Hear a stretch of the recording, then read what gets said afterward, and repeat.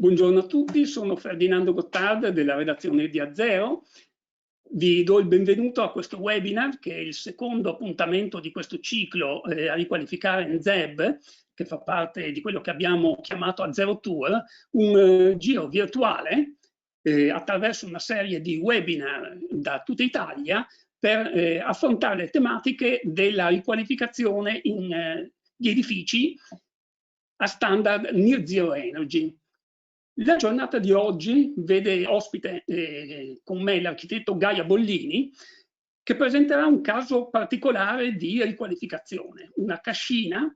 In questo caso la particolarità è che l'immobile è in terra cruda e quindi le particolarità di intervento sono diventate molte, e come vi spiegherà Gaia Bollini. Gaia Bollini, per chi non la conoscesse, è un architetto che ha una grande esperienza in tema di terra cruda, è autrice di numerosi articoli e anche volumi sul costruire in terra, fra l'altro anche per la nostra casa editrice Edicom Edizioni, e sarà lei, che vedete già collegata, a presentarvi le particolarità di questo caso studio. Iniziamo direttamente e ricordo a tutti i partecipanti che potete, attraverso il pannello domande, richiedere approfondimenti o altro che raccoglieremo man mano e a cui chiederemo poi a Gaia Bollini di dare la risposta. Allora, benissimo Gaia, puoi iniziare la tua presentazione di questo caso. Grazie mille, buon pomeriggio a tutti intanto. Allora, prima di tutto una piccola premessa, nel senso che il concetto di riqualificare in chiave NZEB un edificio di questo tipo è già di per sé una particolarità, nel senso che nel caso specifico abbiamo due considerazioni da fare. Uno, il momento in cui è cominciato il cantiere. In realtà è un cantiere molto work in progress perché non è ancora terminato, nel senso che ormai siamo alle battute finali, per fortuna, ma proprio oggi pomeriggio stavano prendendo delle misure per la nuova scala. Al tempo stesso la specificità della tecnologia, secondo noi, ci ha portato a fare delle considerazioni per cui quelli che sono i numeri che normalmente accompagnano un NZEB forse stonano un po' con questo tipo di struttura, che alla fine è una struttura molto massiva e come tale deve lavorare.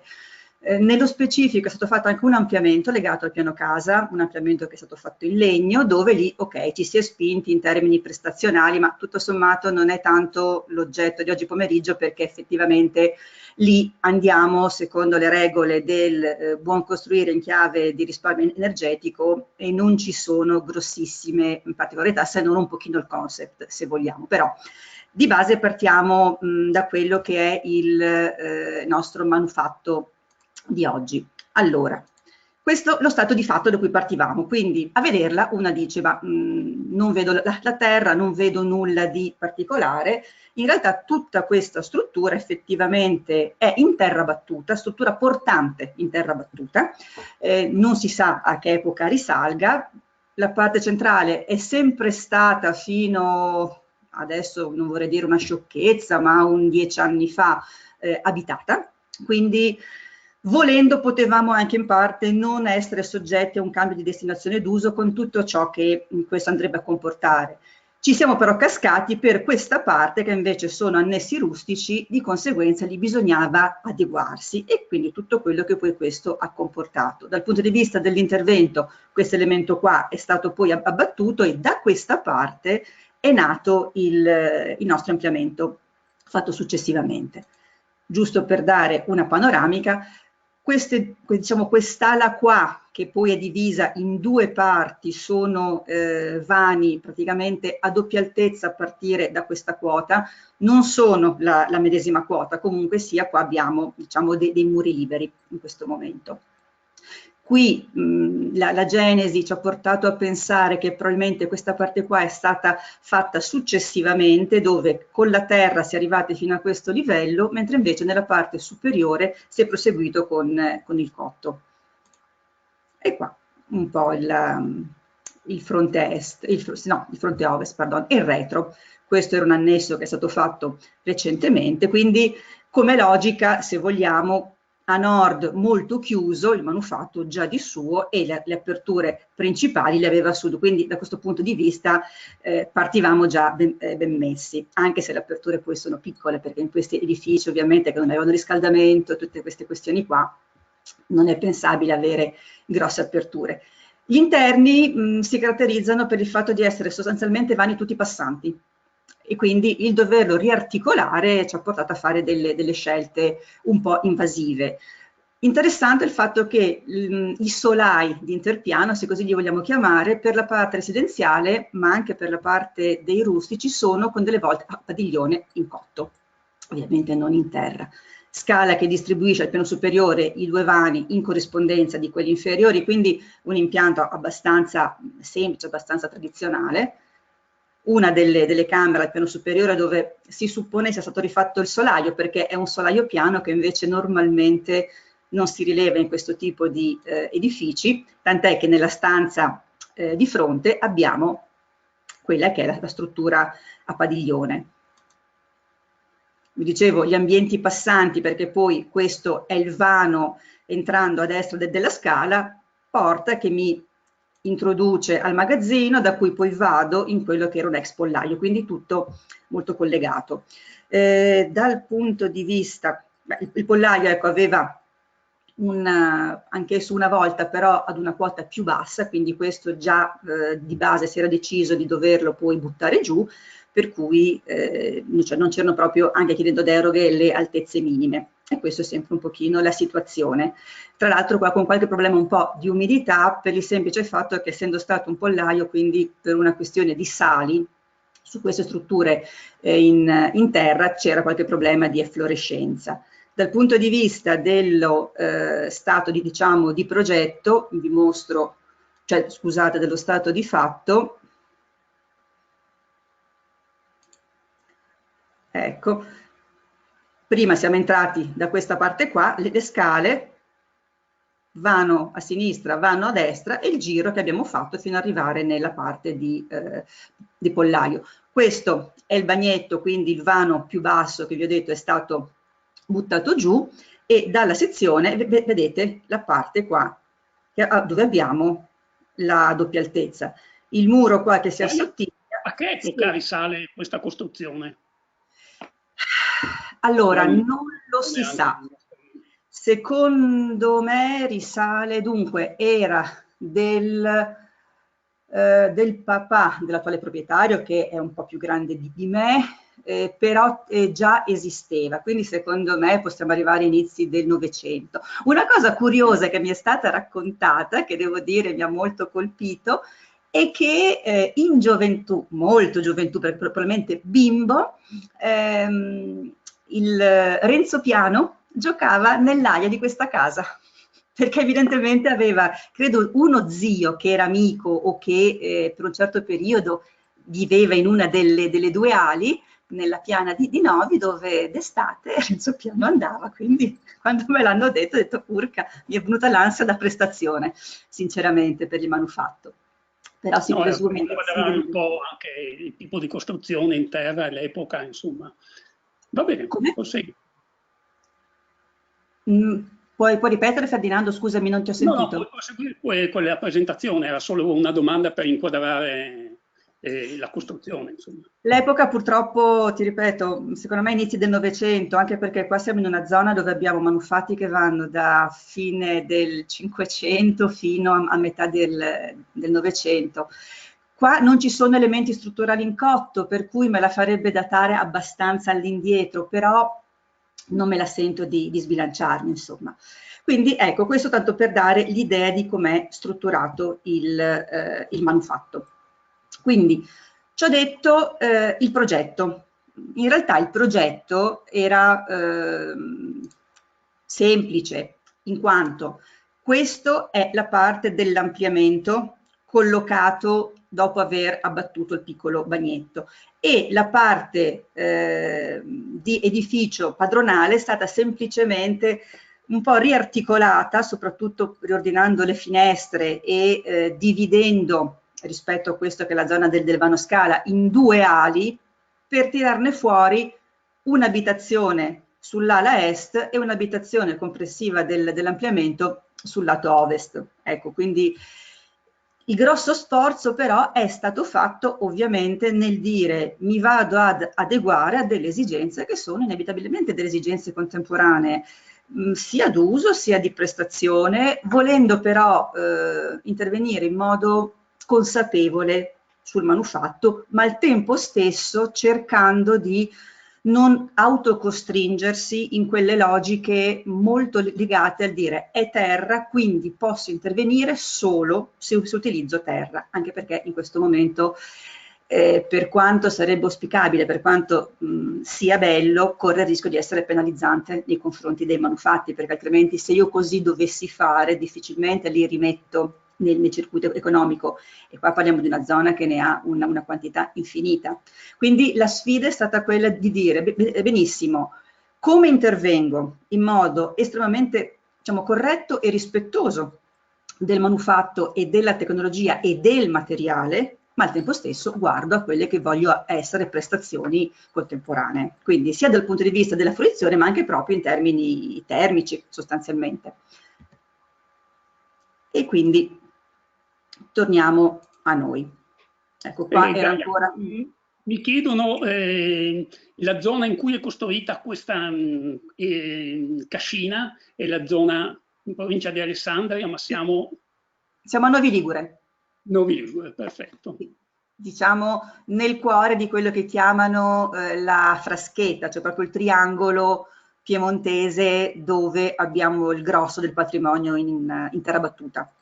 Ecco, poi se ci spostiamo verso Asti, entriamo nella zona in cui c'è più il mattone, per cui come terra battuta questa è proprio l'area principe. Questo è semplicemente una vista dello stato iniziale di uno dei due fienili, quello centrale, con quello che era l'ingresso solamente con una scala esterna, quindi con un passaggio proprio piccolissimo, giusto per buttare sul fieno, e qua dove si vedono i muri liberi.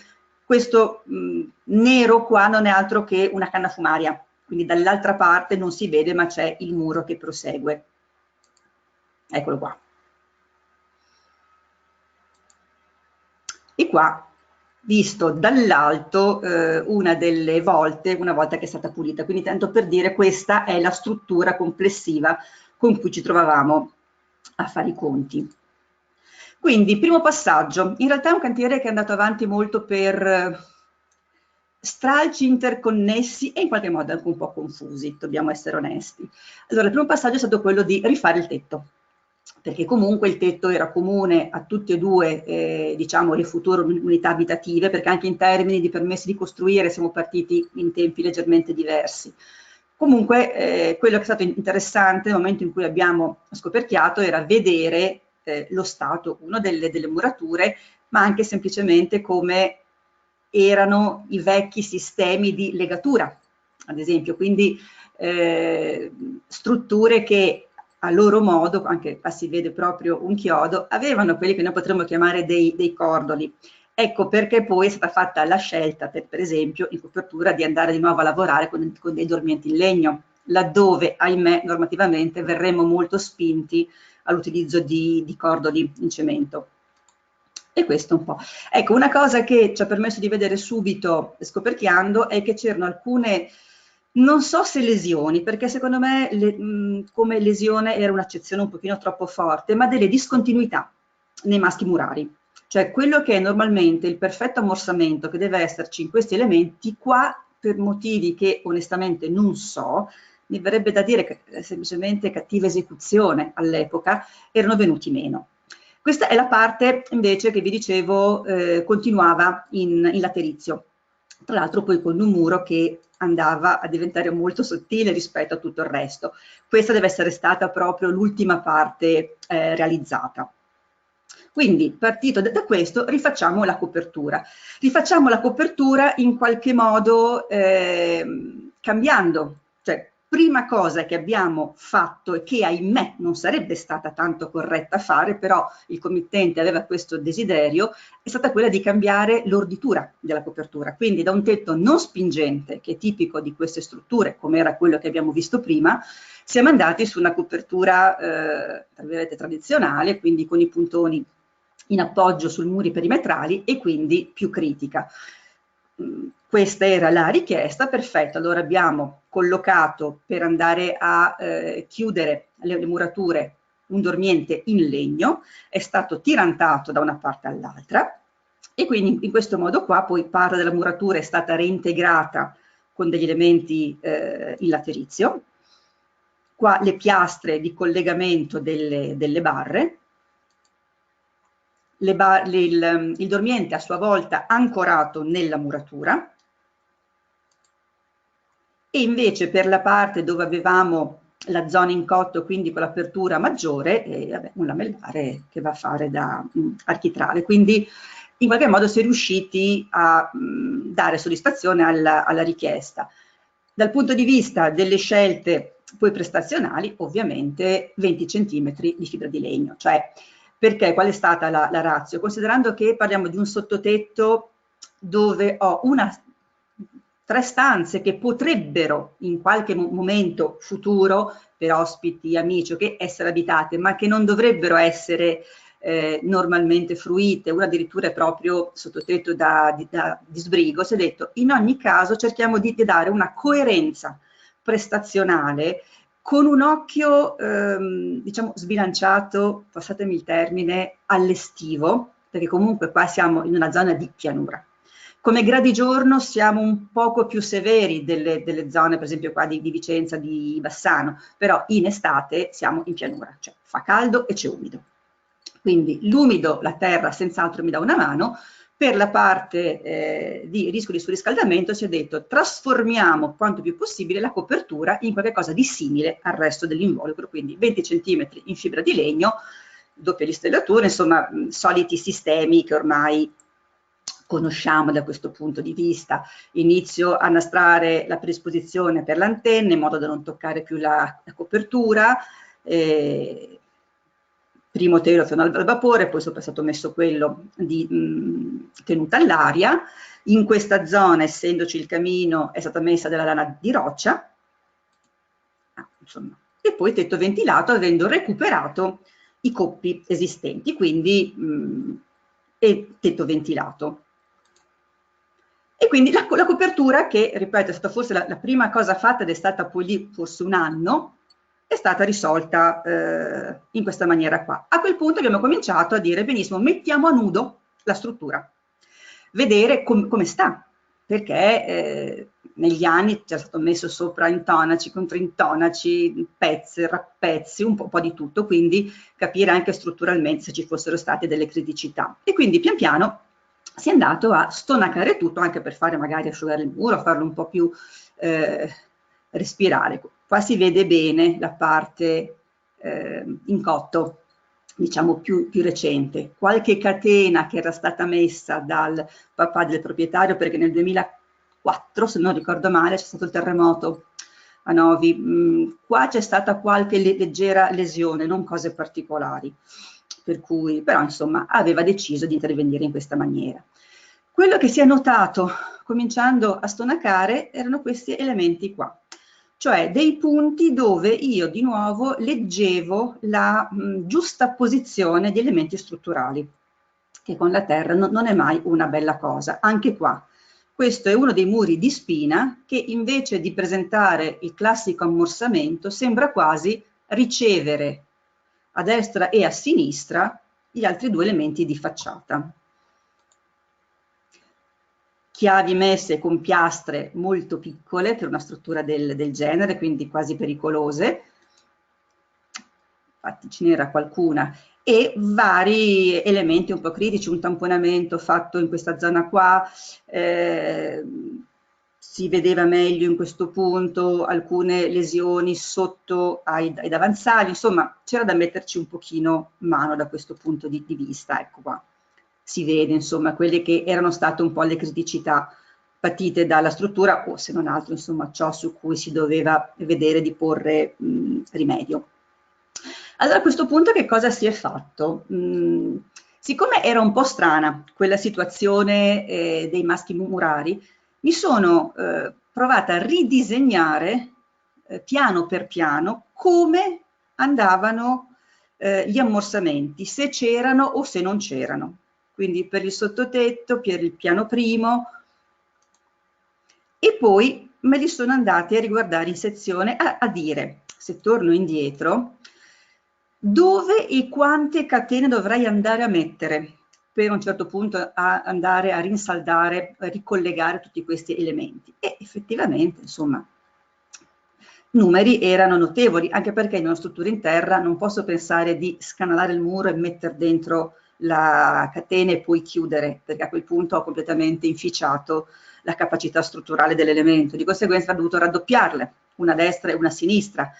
Cominciavano a diventare tante, diventare costoso, diventare critico con tutta la parte di varchi che avremmo realizzato. Per cui insomma, cosa facciamo, cosa non facciamo? Posizioniamo, valutiamo. A quel punto ho avuto modo di, non dico scoprire una tecnologia particolare, riguardando anche a quello che a mia volta avevo valutato io all'interno del manuale per il recupero di queste strutture qua, quindi tecnologie tutto sommato antiche, che utilizzavano connettori in legno scalpellati per migliorare l'aderenza, quasi come fossero tondini. Ho cercato di capire se ci potesse essere qualcosa in giro di similare, senza però mettermi nelle condizioni di far fare all'impresa un lavoro del genere, perché a questo punto, secondo me, sia l'impresa che il committente mi avrebbero probabilmente ucciso. Allora, a un certo punto scopro tutta una serie, sinceramente l'ho scoperto in quell'occasione, sono onesta, di situazioni e di materiali che potevano essere molto interessanti con l'elemento terra. Alcune reti in fibra di vetro che sono state usate per fare che cosa? Un primo passaggio, perché effettivamente se poi andavo a sommare tutto, le mie discontinuità erano non solo quelle dei non ammorsamenti, ma anche banalmente laddove avevo dovuto reintegrare la muratura esistente con la parte in cotto, che però insisteva sull'elemento in terra, quindi la copertura aveva il suo, diciamo, il suo dormiente ancorato nell'elemento in cotto, ma l'elemento in cotto in qualche modo era, passate il concetto, solo appoggiato sull'elemento in terra. A questo punto invece una striscia, senza anche qua altre catene, piastre, elementi di connessione, una striscia da 1 metro in tutta la lunghezza che poi correva intorno all'elemento in fibra di vetro e un rinzaffo a calce con una NHL5. Quindi zero cemento, perché la regola d'oro, che fosse stata l'unica che abbiamo veramente rispettato in questo intervento, è che la terra non vuole il cemento. E quindi, primo passaggio. Dopodiché c'era il problema dei maschi murari. Utilizzando queste barre qua, in qualche modo siamo andati a ricreare quei connettori in legno che io ho sempre trovato in letteratura. Barre filettate da 1 metro in acciaio inox, con un'anima che fa sì che abbiano un diametro di circa 12 mm, le quali vanno dentro a percussione, per cui creano in caso di sollecitazione un cono di attrito all'interno dell'elemento. Oltretutto la terra battuta è un materiale omogeneo, per cui si sposa benissimo. In qualche maniera abbiamo pinzato tutti gli angoli del manufatto. Preforo con il trapano e dopodiché l'inserimento della barra. Inizialmente era stata consigliata una calza a calce, ne abbiamo fatta qualcuna, poi effettivamente ci siamo accorti che colava fuori da altre parti, quindi era più quella che sprecavamo che non altro. E l'ingegnere che mi aveva seguito su questa parte qua mi aveva detto: ma guarda, lascia anche perdere, perché alla fine non ti serve, cioè non ti sta dando nessun plus ed è solo materiale che vai a sprecare. Per cui sono state posizionate in questa maniera qua. Qua si vedono le testine, praticamente questo è il maschio murario, a 45 gradi andavano dentro proprio a spinare il muro. Qua si vede il resto della testa della barra. Qua al piano inferiore si evidenzia perché è sporca della calza di calce ed è il connettore in una delle fessure che avevamo, e in facciata avevamo individuato con questi segni azzurri tutti i punti in cui andare a infilare i connettori. Per cui abbiamo proprio, io dico, pinzato, come fosse stata una graffettatrice, i muri. E ad oggi tutto bene, insomma. A un certo punto anche all'interno abbiamo fatto lo stesso lavoro, cioè pulito tutto per vedere che cosa avevamo. Allora, alcune delle volte avevano un po' di criticità su qualche angolo, però nel complesso stavano bene. Qua è stata stonacata una parte, poi pian piano si è arrivato a stonacare tutto. Inizialmente si è partiti con le pareti, questa è la camera superiore, quella con il soffitto piano, quello rifatto. Nel tirare su tutto abbiamo cercato di mantenere i pavimenti, ma si sono spaccati per la maggior parte, per cui a piano terra, nel togliere l'intonaco, abbiamo anche poi scavato per cominciare a organizzarci per il rifacimento del solaio controterra. Scale, insomma, è stata portata a nudo tutto. Si vede proprio fin dove arriva la fondazione. In realtà era stato chiesto all'impresa che non arrivasse a scavare così a fondo e che una parte del piede della muratura me la lasciasse coperta, ma non ci siamo capiti evidentemente, per cui un giorno aveva scavato 70 centimetri. Vabbè. Qua variata poi la parte della forometria, perché questa porta è stata chiusa, anche questa è stata invece aperta un elemento qua centrale, e tutte le volte che abbiamo chiuso, la chiusura è sempre stata fatta con un cuciscuci, sempre con elementi abbastanza piccoli in mattoni e sempre collegando poi anche con le solite barre che abbiamo utilizzato altrove per in qualche modo ricostituire la continuità muraria quanto più potevamo. E qua, ecco il nostro scavetto a piano terra. Pulite anche le volte completamente, quelle che poi venivano mantenute, tranne due. Ecco, questo era un dettaglio di quello che è stato forse la situazione più critica che abbiamo trovato, è stata questa.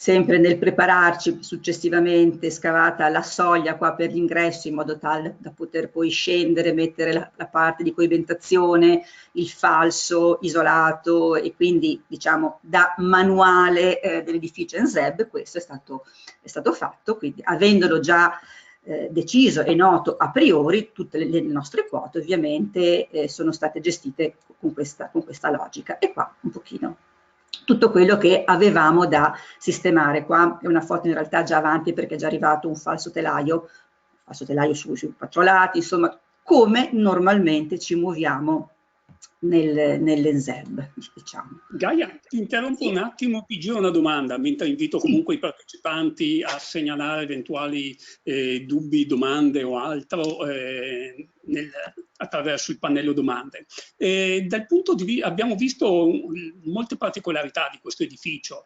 Come si approccia un edificio di questo tipo dal punto di vista normativo, soprattutto? Allora, perché siamo online e non so quanti ci sentono e quindi quanto si possa dire il vero e quanto no. No, sto scherzando. È complicato perché, allora, il manufatto esiste, la tecnologia per la nostra normativa non esiste. Se io intervengo sul manufatto che è già residenziale, tutto sommato vado via abbastanza liscio, perché non devo formalmente su carta fare degli adeguamenti. Laddove invece devo cambiare la destinazione d'uso, come ho dovuto fare, perché i fienili li abbiamo passati a residenziale, nel caso specifico ho chiesto delle deroghe. Ho chiesto delle deroghe soprattutto per la parte termica, perché questo è un edificio che lavora per massa, e quindi andare a pretendere di coibentarlo in modo importante potrebbe non essere poi così premiante. Fermo restando... Per dare un'idea ai nostri ascoltatori, lavora per massa significa che qui abbiamo muri di che spessore? 45 centimetri, omogenei.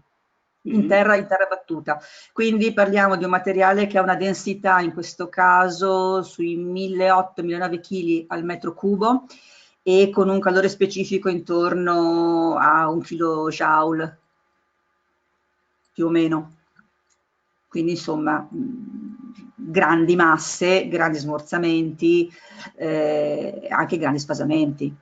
Per cui soprattutto nel momento in cui lo utilizzo come abitazione, di conseguenza con una climatizzazione, intendendo estate inverno, cioè, ma diciamo con una gestione del comfort su base annuale, bisogna fare dei ragionamenti, secondo me, ecco.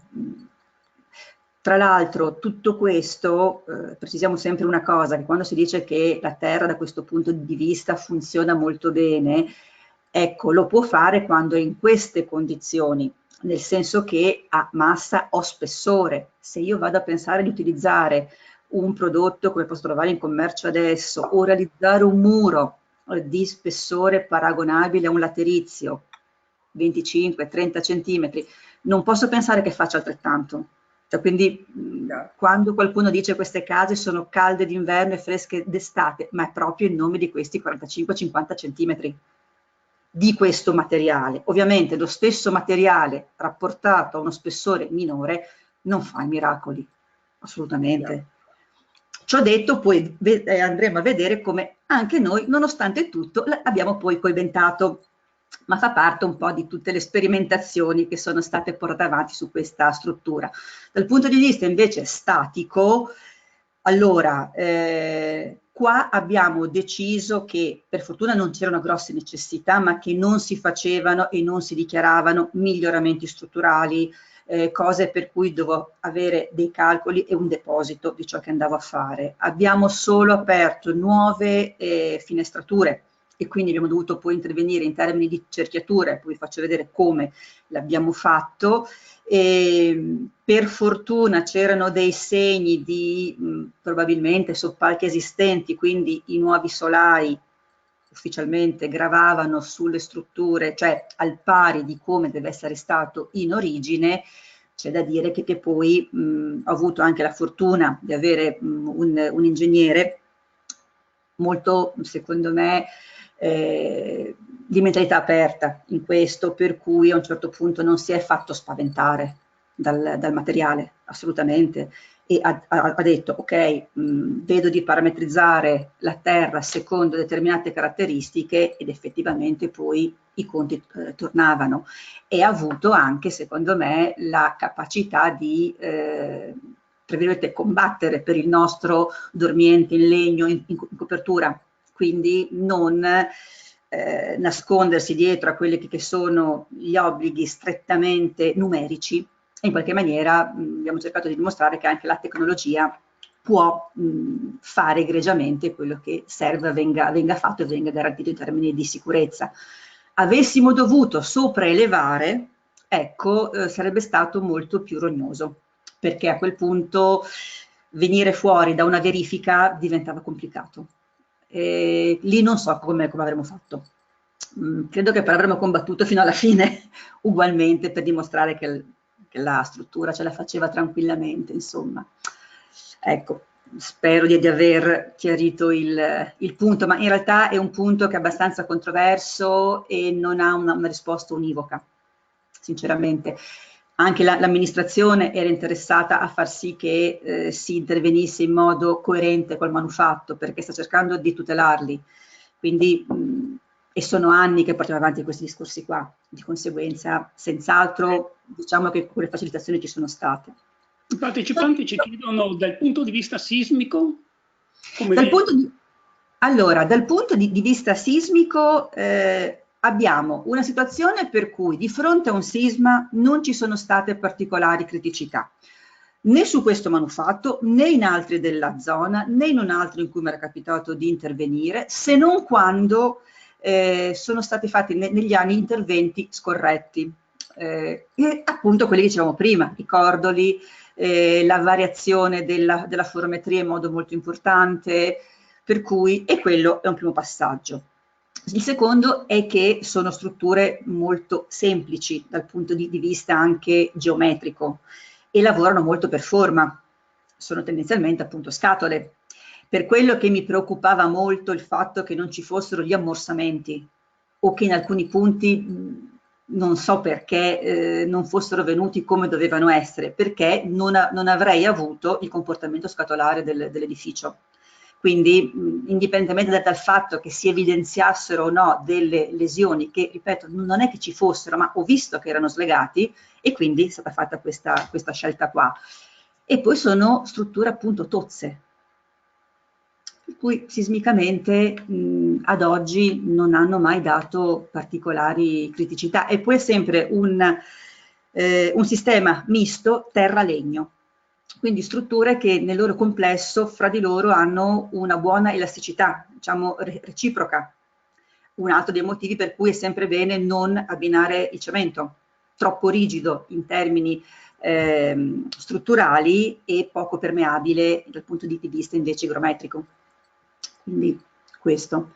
Tra l'altro, proprio sul discorso sismico abbiamo osato noi, non tanto per le scelte o non scelte di intervento, di consolidamento fatte, ma proprio per le nostre velleità, chiamiamole architettoniche, nel senso che le finestre sono state ampliate come dimensione, quindi anche questa è una cosa che non sarebbe tanto da fare, cioè partiti con l'idea di dire rispettiamo il manufatto, siamo andati in realtà probabilmente a testare quale sia il limite della terra. Finora ci è andata bene, spero che continui ad andarci bene, però per dire anche qua, questa è la porta d'ingresso, è stata poi allargata. Qua vedete che c'è un architrave molto lungo perché le regole proprio base dell'intervenire sulle strutture in terra ti dicono procedere con architravi che siano se non metà della luce, ma un terzo insomma.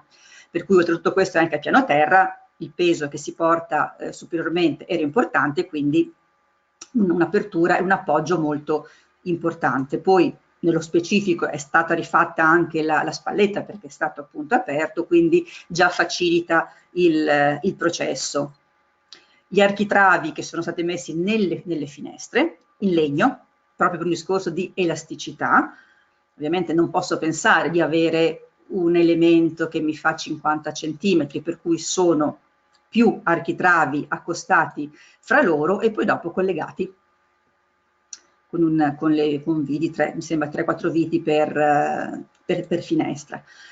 Cosa è successo però? Che poi abbiamo dovuto anche mettere dei rinforzi, in questo caso in acciaio, perché in un secondo momento è stato chiesto di aumentare l'apertura delle finestre.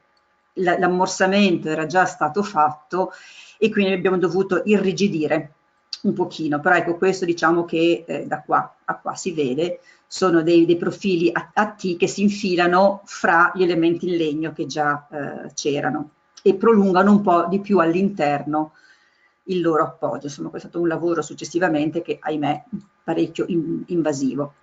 Poi invece siamo già partiti meglio, insomma. Ecco, quello che qua si vede, cosa dice? Sembra che avessimo giocato a freccette.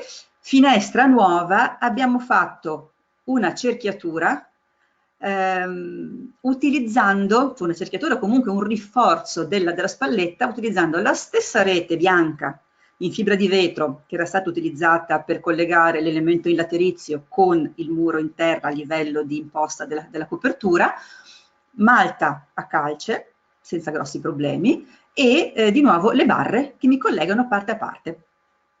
Questi puntini qua.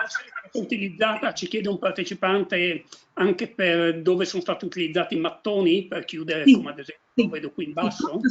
Sì, tutto a calce.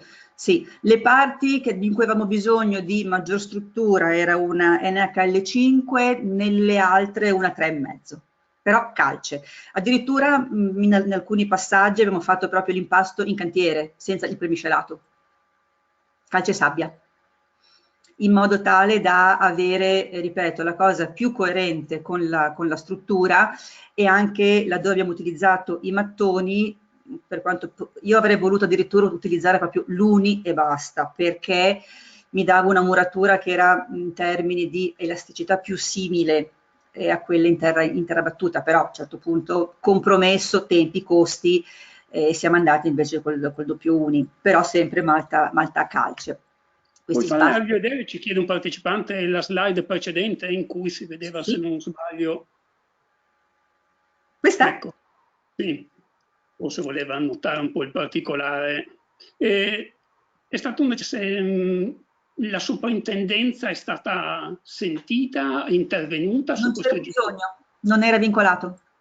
Ok, Non era vincolato. L'unica cosa che ha questo manufatto, come tanti della zona, è all'interno di un censimento comunale che è stato fatto nel 2007 sulla base della legge regionale del 2006, la 2 del 2006 mi sembra, che prevedeva un finanziamento a fondo perduto per interventi di recupero su edifici in terra fatti in modo coerente, consono, quindi calci, eccetera, eccetera, purché nell'elenco degli immobili censiti. Peccato che non hanno più avuto soldi per finanziare la legge, quindi cioè, non abbiamo fatto nessun tipo di domanda in regione, niente, ma è da 10 anni, 12 che non la finanziano più, per cui ecco no, questo e il censimento comunale non ha alcun vincolo. Ora si sta facendo un ragionamento con l'amministrazione per vedere di trasformare proprio le nostre linee guida, quella che abbiamo fatto con voi, in allegato alle norme tecniche di attuazione di PRG, però sono quei progetti che poi vedi se si riuscirà, non si riuscirà, insomma, tempi in questo momento insondabili, ecco, però non avevamo vincoli di sovrintendenza. Magari ce li avessimo avuti forse semplificavano tante cose perché eravamo obbligati a certe scelte, ma non, no.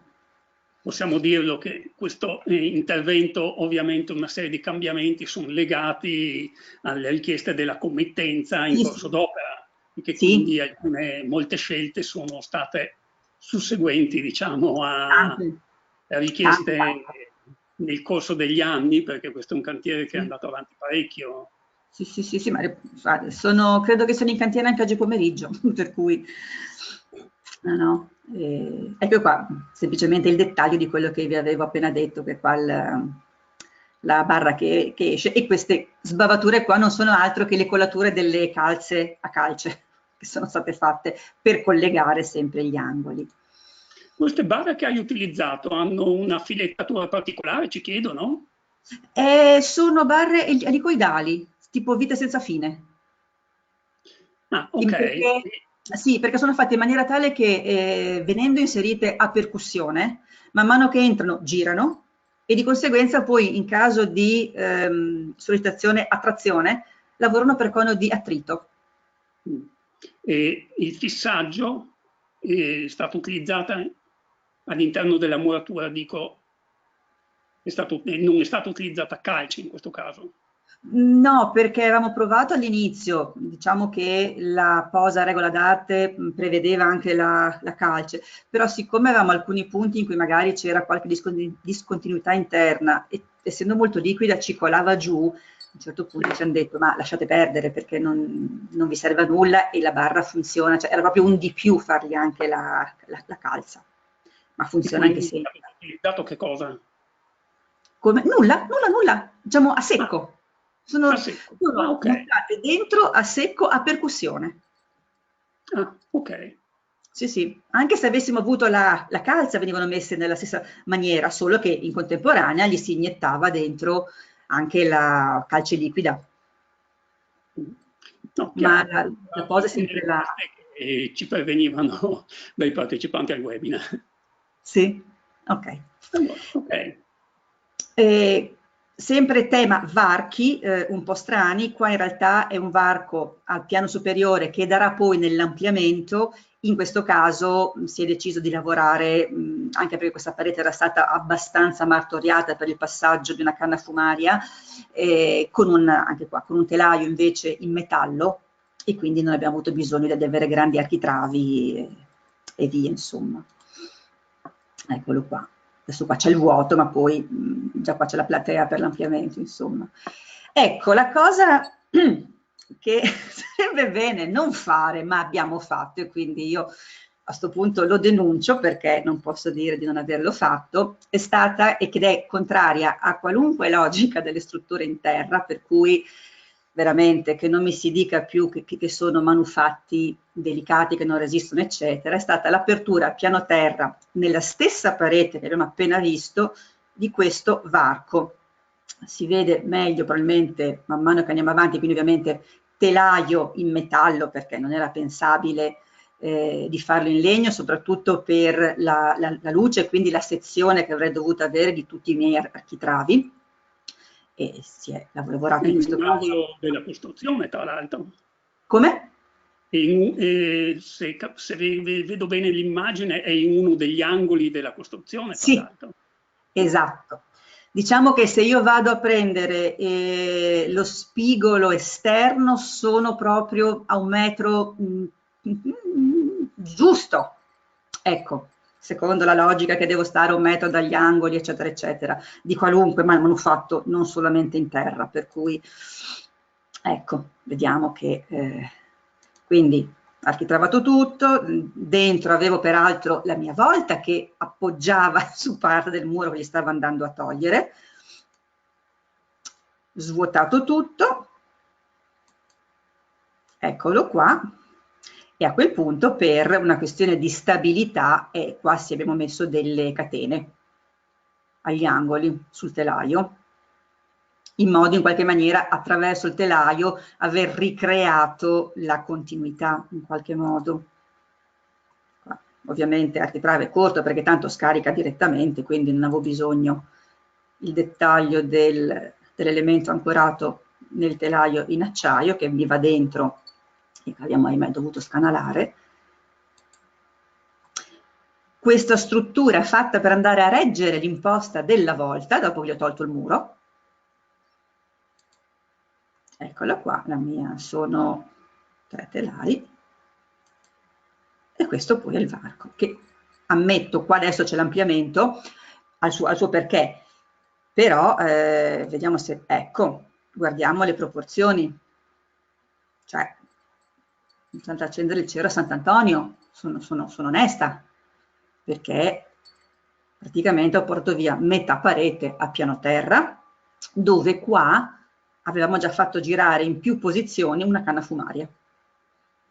Infatti tutto questo che si vede, questo giochino, sono le risarciture fatte nel muro, successivamente all'aver deciso dove finalmente stava la canna fumaria, intervenendo sempre, dopo il cuci-scuci con i mattoni in cotto e la malta calce, di nuovo con la rete e la NHL5, diciamo come scotch. Abbiamo tutto nastrato per migliorare quello che era lo stato della muratura, però tutto a calce. Solai contro terra, allora fino a che non siamo arrivati noi, qua avevamo una pavimentazione appoggiata a terra molto semplicemente, all'esterno nulla, quindi non avevamo getti, non avevamo nulla che in qualche maniera sigillasse la pavimentazione, e infatti non c'erano problemi di umidità all'interno della casa, se non un po' là nel pollaio dove abbiamo messo anche un antisale. Allora, che cosa facciamo, cosa non facciamo? Si è deciso di lavorare con un diciamo, vespaio alla vecchia maniera, quindi tessuto non tessuto, strati di ciottoli e ghiaia, il tessuto sopra, getto in calce, una cappa da 7-8 cm a calce con una rete molto morbida, comunque strutturale, e poi eccola qua. E poi questo era, diciamo, lo stato di finitura della soletta. Quindi in questo momento qua siamo arrivati a questo livello qua. Poi ci sarà il massetto degli impianti, c'è stata la parte di coibentazione e poi il riscaldamento a pavimento, insomma, 10 centimetri mi pare di isolamento che avevamo stimato, se non di più quelli dell'impianto, insomma, qua poi diventa standard come ragionamento. Eccolo qua, il sistema. Certamente rispetto a quello che abbiamo fatto all'esterno di coibentazione non sono riuscita a correggere ponti termici, sappiamo che andremo in correzione attiva perché è un radiante a pavimento, quindi la dispersione non la posso eliminare, terrò la temperatura superficiale al perimetro alta, per cui muffa non ne avrò, ecco, siamo consapevoli di questa situazione. Qua si vede già la parte di ampliamento montata. Stessa cosa ai solai di interpiano, le volte pulite, ricoperte a secco con dell'argilla espansa, per andare in riempimento, coibentare e portarmi in quota, non impastata, perché altrimenti i muri mi tirano su l'umidità, E dopodiché tessuto, non tessuto, e in una delle stanze, siccome ha voluto recuperare un po' di centimetri il proprietario, abbiamo fatto un massetto che secondo me, io lo chiamo magico, perché abbiamo utilizzato una rete in fibra di vetro o di basalto, addirittura questa, non vorrei dire una stupidaggine, sempre tutto della stessa, diciamo, famiglia come fornitore. Abbiamo coperto con una, di nuovo, NHL5, e in corrispondenza della cuspide della volta ho 4 mm di massetto. Vediamo se si vede qua, ecco, l'hanno tirato, infatti vedete che è un po', non si è crepato, sta bene, ripeto, dobbiamo ancora andare su con gli altri strati, ma ormai c'ha un anno, nessun problema. E qua avevamo appunto problemi di quote, quindi abbiamo sempre lavorato solamente a calce. Solai nuovi, invece, nella parte centrale dei fienili, abbiamo lavorato acciaio e legno, quindi abbiamo creato questa struttura. Questo è la L delle scale di distribuzione, quindi tutto il vano, tutta, diciamo, l'ala a est delle vecchie scale che saranno la nuova abitazione, sono distribuite in questa zona qua. Tutti i vari piani realizzati, le putrelle sono collegate alla muratura in terra, ovviamente c'è una corrispondenza da un lato all'altro, quindi con i collegamenti passanti, di conseguenza, diciamo, il muro in terra è pinzato dai profili in metallo che portano i pannelli in Ixlam. Scelta dei pannelli in Ixlam, un problema di quote. Avevo bisogno di tenere l'elemento strutturale molto contenuto per le altezze. Ecco qua si vede. Poi probabilmente se non piace al cliente, lo stiamo valutando, verrà coperto con il fibrogesso. Insomma, questo da sotto si vede su finché stanno montando i pannelli. Il pollaio, ecco, andiamo verso la fine e qua avevamo l'altro bel problemuzzo. Qua il pollaio, anche questo pulito, tirato via il muro qua che divideva, c'erano una porta, una finestra, chiusi, aperto un'unica porta finestra per essere poi in linea con il vecchio traforo in cotto che stava sopra, la volta tirata giù perché è troppo bassa, e quindi questa era la situazione che avevamo. E questi muri. A questo punto che cosa si è fatto? Si è deciso di fare una struttura indipendente, un castelletto a sé stante. Questa è la sua fondazione. Ci sarebbe stato più facile fare una gettatina unica, una platea, ma per lo stesso motivo delle altre parti abbiamo detto cerchiamo di mantenere la permeabilità della struttura quanto più possibile, non dico originaria, ma insomma tappiamo quanto meno riusciamo per evitare che poi sia il muro che mi tira su umidità. Quindi questa è la forma della fondazione, con il piede staccato dal muro in modo tale che non gli trasmetta umidità, e poi eccoli qua, la struttura che va a salire in metallo, e di nuovo il solaio come quello dell'altra parte. Vedete che è staccato. Questa che si vede è la controanima del profilo che regge il solaio nuovo dalla parte del nuovo vano scale. Vedete l'elemento staccato, e l'unica connessione ce l'ha sempre con le barre filettate, semplicemente per un discorso di controventatura. E questo è i solai che stanno man mano salendo. Qua la nuova finestra che è venuta fuori sopra il grigliato in cotto, e poi il grigliato in cotto che ci abbiamo ragionato tanto su come gestirlo. Alla fine fare tutto un elemento vetrato costava un sacco, come lo si puliva, poi tra l'altro aveva problemi, bisognava, insomma l'abbiamo tirato giù e rifatto. E allora si è proceduto con una parete, a questo punto in calcestruzzo alveolare autoclavato, in modo da avere una buona trasmittanza. È una struttura che è molto più leggera, senz'altro, rispetto a quella della terra, però mi ero guardata riportando tutto il reticolato, gli andamenti del sole, questo dal fronte sud, per cui in realtà non viene mai la parte dietro, almeno dall'irraggiamento diretto, non viene mai colpito. E quindi me la gioco abbastanza fidandomi del fattore di attenuazione e di sfasamento che il materiale mi dà. Qua che salgono. La parete è molto meno massiva delle altre. Sì, sì, è meno massiva, però appunto considerando che è a sud, c'è una parte di copertura che mi fa ombra e quando poi avrò rimesso su tutto il grigliato in cotto non riceve mai il raggiamento diretto. È stato il compromesso a cui siamo arrivati, quindi una buona trasmittanza. All'interno ho comunque gli elementi in terra del resto della stanza che accumulano o che mi possono aiutare ad accumulare ed è stato il male minore. Anche perché non potevamo caricare troppo, considerando che un tempo non c'era praticamente niente qua sopra.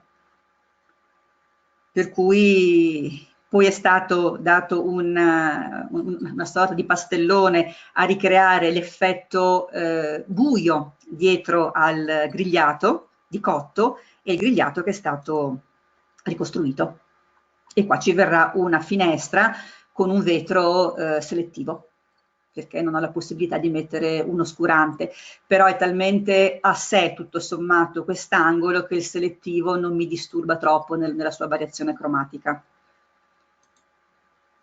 Drenaggi esterni, quindi per avere la controparte interna di corretto comportamento igrometrico, di controllo della salubrità al piede della struttura, è stato fatto un drenaggio tutto intorno alla casa, questo è il retro. Qua le guaine per la parte, questa è la parte in legno dell'ampliamento. Sul retro sono stati portati tutti i tubi, scarichi, eccetera. Poi davanti si vede finché lo realizzano il tessuto non tessuto, non so perché mi sia girata la slide. Ghiaia, sabbia e poi qua la pavimentazione sarà con un cotto antigelivo a secco. Come è stato fatto sul retro. In realtà sul retro sono autobloccanti, per un discorso di costo, però dici il retro lo usa solamente il proprietario, insomma, diciamo questione di costi. Termointonaco, l'ultimo passaggio. Allora, questo qua è un campione che ci siamo fatti per vedere la consistenza di questo materiale, che è un termointonaco di calce, non a base calce, di calce alleggerito con elementi e perle in vetro cellulare, che noi abbiamo messo su per uno strato di 20 cm, alla faccia della deroga. Perché? Perché una volta ottenuta la deroga, a un certo punto il cliente dice: ma senti, io quasi quasi però un po' di isolamento lo vorrei fare. Vabbè, inizialmente si era valutato un classico cappotto, ovviamente con un fibroso, non una fibra di legno perché aveva un costo maggiore, tutto sommato non avevo bisogno di qualche cosa che avesse massa, tanto avevo dietro i 45 cm di terra, quindi magari era più una lana di roccia, però avremmo dovuto rettificare il muro, mettere sul il cappotto, chi ci assicurava i tasselli su una struttura del genere, quindi insomma, per carità, tutto si sarebbe potuto fare, perché come abbiamo fatto le prove di pull-off per le barre, possiamo farlo anche per i tasselli, però insomma, nel frattempo che stiamo facendo tutte le altre considerazioni, quindi la rete strutturale, le barre, viene fuori questo termointonaco.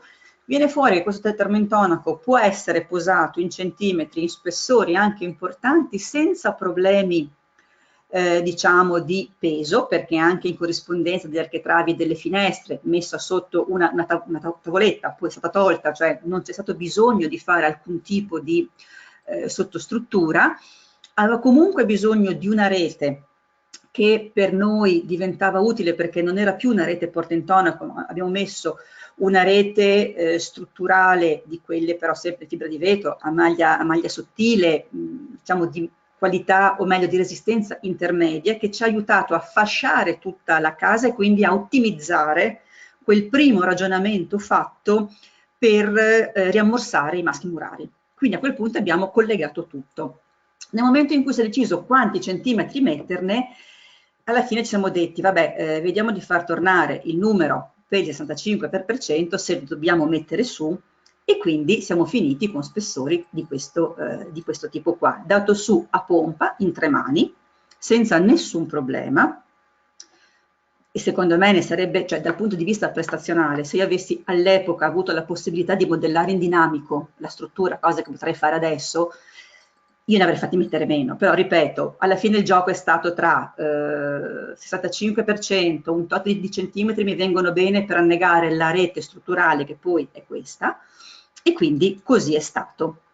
E qua fin tanto che lo stanno dando su, alla partenza il solito pannello in XPS, come si fa con qualunque cappotto, quindi abbiamo come trasmittanza, ok, non è da NZEB, però i nostri 0,030 li siamo portati a casa, che con 50 cm di elemento massivo sotto, secondo me, tant'è che poi il radiante previsto è a bassissima inerzia, perché deve essere un elemento molto veloce nel rispondere, secondo noi.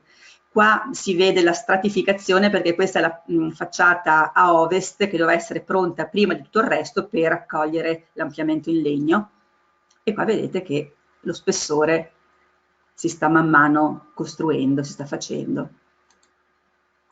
Questa è una parte che era stata lasciata un po' indietro, perché in corrispondenza della rete è stata poi fissata una piastra.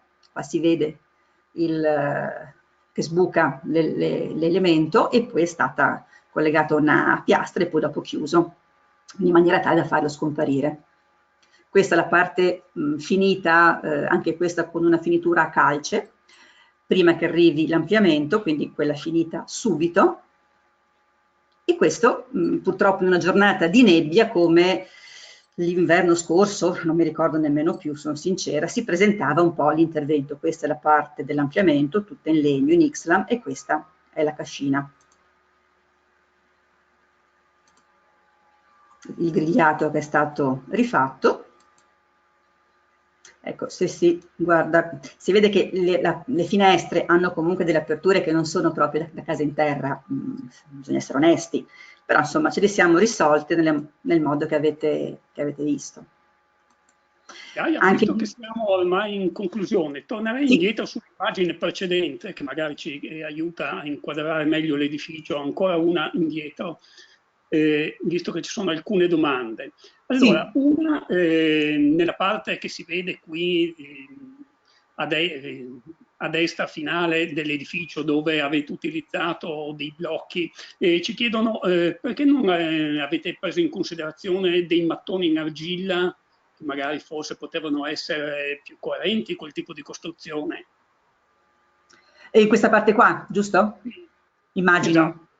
Sì. Allora, uno, costi, proprio banalissimamente un discorso di costi. Farmi fare una fornitura per un quantitativo così limitato diventava molto lungo, perché poi noi in questo intervento avevamo delle genesi strane. Per alcune soluzioni stavamo fermi mesi a riflettere, per altre dall'oggi al domani si decideva che si faceva quell'intervento, quella parte, e quindi bisognava un pochino navigare a vista. Se avessi utilizzato un elemento dei mattoni in terra, guardando quello che oggi c'è in commercio, sarei caduta nella situazione di elementi con spessore minimale. Avrei dovuto comunque coibentarli, con una coibentazione dall'interno a quel punto, perché sarebbe venuto più facile. Prestazionalmente il gioco non valeva la candela, cioè numeri proprio alla mano. Ecco, quello è stato un po' un... L'ampliamento in legno che vediamo qui sulla sinistra, Sì? la scelta anche in questo caso, quali sono le motivazioni di utilizzo di una struttura in legno piuttosto che qualcosa che potesse essere sempre magari laterizio o altro? Non ci sono delle differenze anche dal punto di vista poi del comportamento della struttura, viste che il resto della Allora, costruzione è una struttura massiccia? Allora, intanto, poiché era un ampliamento piano casa, ho cercato la soluzione, in primis cercavo una soluzione che mi desse a parità di prestazione il minore ingombro. ovviamente perché io ero autorizzata in metri cubi, che però poi si traducono in metri quadri fruibili dal cliente. Di conseguenza ho dovuto ragionare in quei termini. Quindi già facendo questo primo passaggio, il legno tende a saltare subito all'occhio come possibile soluzione. L'idea di avere una commistione, una vicinanza terra-legno ci piaceva, comunque ci piaceva.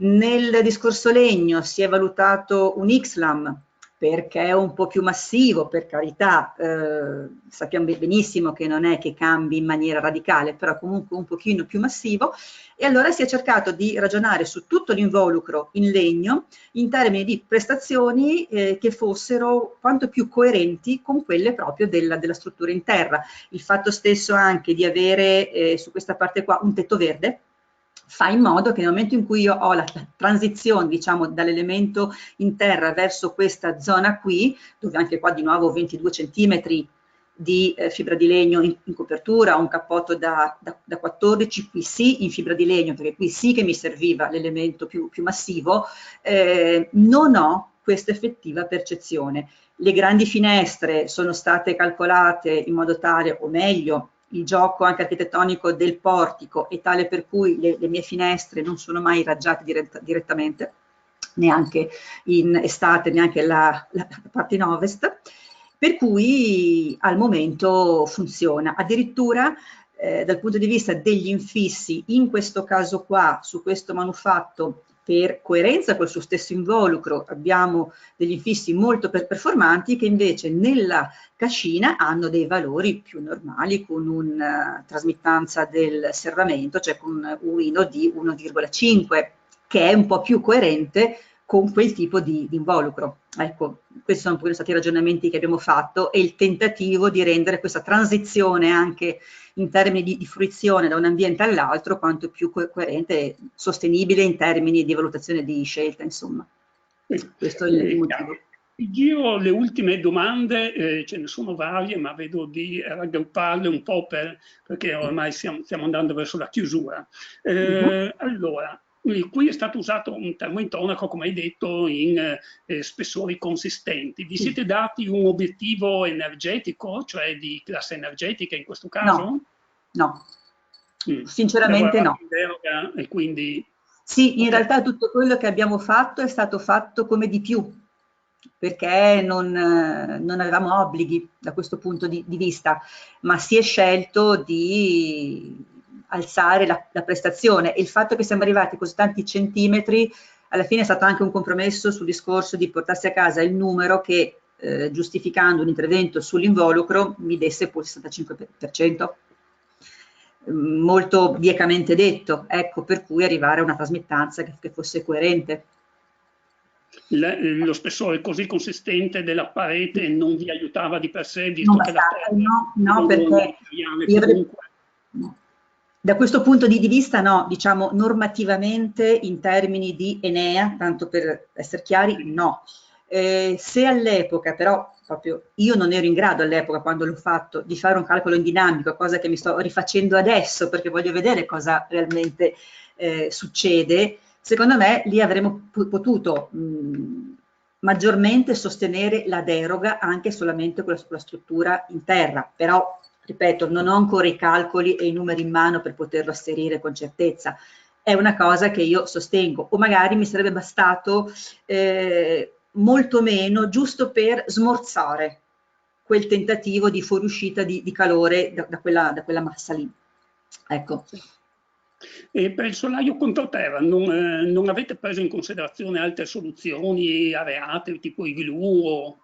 No, perché se io avessi preso in considerazione l'igloo, io avevo paura che, allora, un igloo devo metterlo su un magrone, il magrone me lo faccio a cemento. Gli igloo sono comunque strutture plastiche che hanno i loro elementi speciali, tutti perimetralmente, che vanno a fare tappo contro il piede della muratura su cui faccio il getto. Temevo di cambiare troppo la condizione igrometrica al piede della struttura.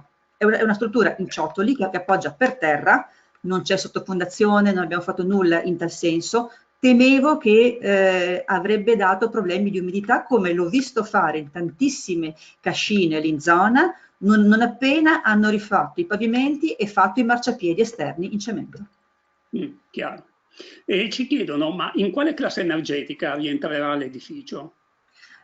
Se facciamo un altro webinar ve lo dico quando finisco i calcoli e quando finiremo il cantiere. Perché comunque è previsto, sono già stati messi i pannelli termici sulla parte di garage che qua non si vede, ci sarà il fotovoltaico, però l'impianto lo stiamo ancora mettendo a punto e c'ha vari momenti di valutazione, genesi, eccetera, eccetera. Ancora un passaggio un po'... Non avete deciso completamente la parte impiantistica? Come? Non avete ancora deciso completamente la parte impiantistica? No, parte è fatta, ma parte no.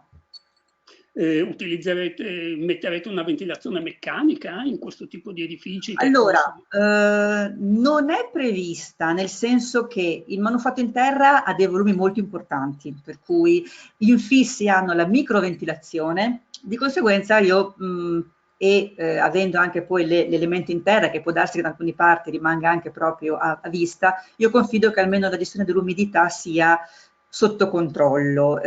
Abbiamo fatto una predisposizione per un elemento puntuale per la parte di ampliamento invece, dove abbiamo tutte le nastrature, insomma tutto diciamo alla NZEB.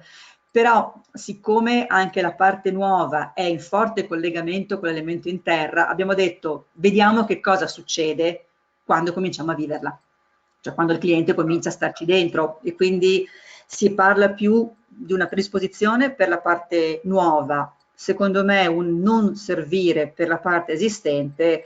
Mal che vada, sappiamo che ci sono i piani B, ecco, di fuga. Allora, ti giro ancora una precisazione che ci viene richiesta fra le varie domande. Mi scuso se non riusciamo forse a dare risposta a tutti, ma visti i tempi anche.